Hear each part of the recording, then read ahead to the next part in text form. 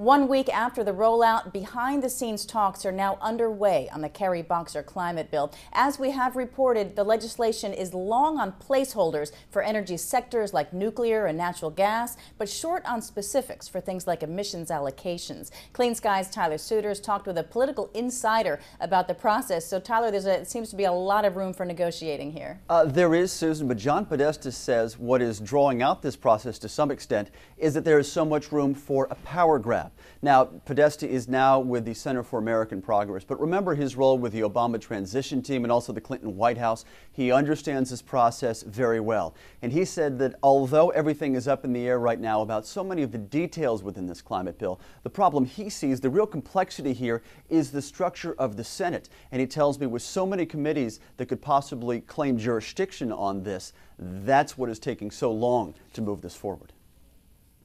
I wanted to ask you if the process behind the scenes right now in terms of addressing all the placeholders and the empty spaces in the Senate bill are similar to what you were dealing with on the House side.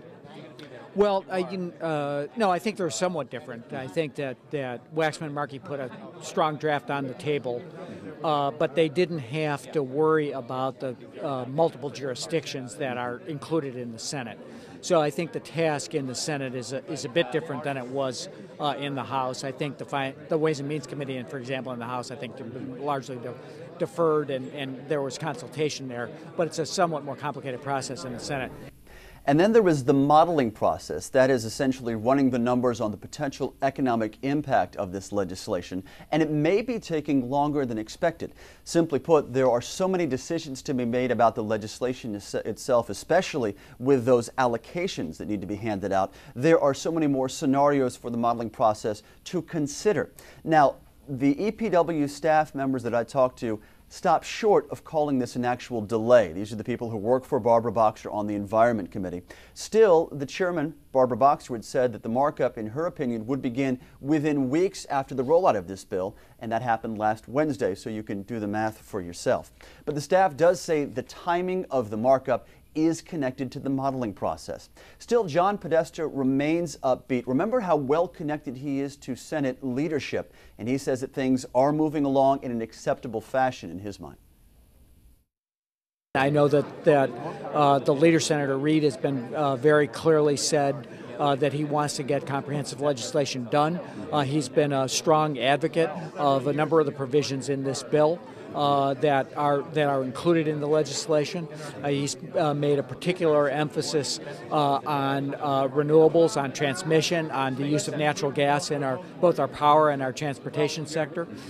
So I think that there's clearly a path forward in the Senate, but it's, as we saw with health care, it's notwithstanding the split up of jurisdiction in the House, it's just a body that I think can work without in a way that is, if you will, more directed by the leadership over there.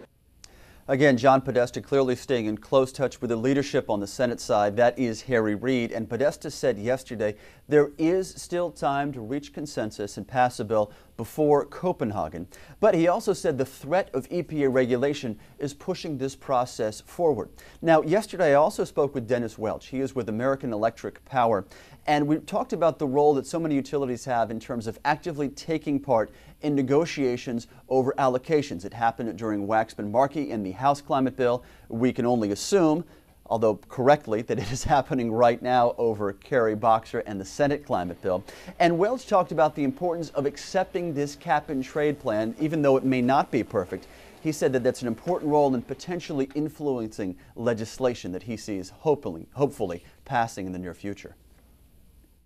Being one of the largest providers of electricity, the largest transmission company, we got to make sure that we're at the table and not on the table. So that's how we feel about it. So you agree with John Podesta's analysis in terms of regulation being the anvil and legislation being the hammer upon which the anvil is hit? I think EPA regulations is more like a jackhammer because it just keeps coming back and getting you and getting you. So I do agree with it. I think politically it may be right or wrong that that's being used as a anvil to move industry along. But we support it, so we think it's the right thing to do as far as legislation. And that anti-regulation view seems to be unilateral across the private sector and leaders I've talked with in recent weeks. Dennis Welch also brought up one more interesting item about regulation. Remember, AEP is involved in the Mountaineer Plant project studying carbon capture and storage in West Virginia. We had a crew there and showed you video of that just a few weeks ago. AEP is teaming up with Alstom and EPRI on that, and Welch said if you have EPA regulation in place, Susan, in his opinion, you lose the incentive, those are his words, you lose the incentive for CCS projects. So another clear push for legislation from the private sector as we move forward. So, Tyler, it does seem that Podesta is very optimistic about some kind of comprehensive bill getting passed by Copenhagen. Talking with the players on both sides of the aisle, are you noticing any overwhelming majority? I mean, there still seems to be such pessimism, anything can happen by then.